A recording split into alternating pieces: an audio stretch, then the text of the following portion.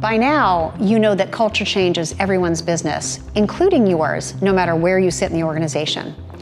Here's the thing though, while culture is everyone's business, if you're a formal leader in your organization, meaning that people report to you or consider you their boss, you have an extra set of privileges and responsibilities. When we work with leaders in organizations who are responsible for or interested in culture, we give them 3 key action words to remember: demonstrate, reward, and discourage. Let's talk first about demonstrate. So as a leader of a team, people are watching what you do. They're following your lead in determining what is okay, what is safe, what is valued, what's accepted, what's tolerated, and what's rewarded. Your actions always speak louder than your words. So for example, if you want your team to ask better questions during meetings so that people can learn better, the first thing you need to do is ask better questions yourself. Demonstrate what curiosity looks like. Become a person who listens well and asks better questions. Another example, if you want people to admit mistakes when they make them so that the team can learn and reduce the likelihood of that mistake being made again, the first thing you need to do is admit your mistakes publicly. Engage in conversation with people on your team about your learnings from the mistakes. Demonstrate what learning from mistakes looks like. This demonstrate idea can be best summed up by a quote credited to Gandhi: "Be the change you wish to see in the world."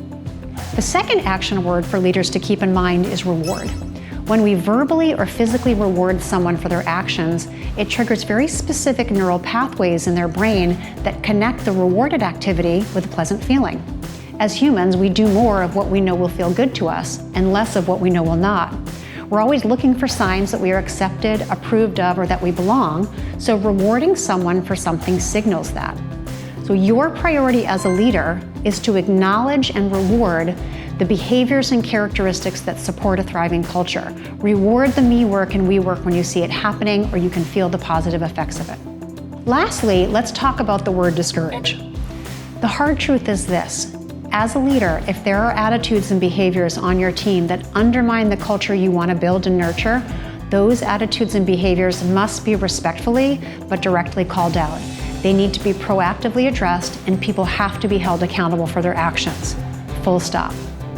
Now, here's another truth. From our experience, most leaders find discouraging unwanted attitudes and behaviors to be the most challenging of the 3 actions. As leaders, we don't proactively address unwanted behaviors for lots of reasons. Sometimes we just don't like conflict and we'd rather avoid the whole thing. Or maybe we're worried about being perceived in a certain way.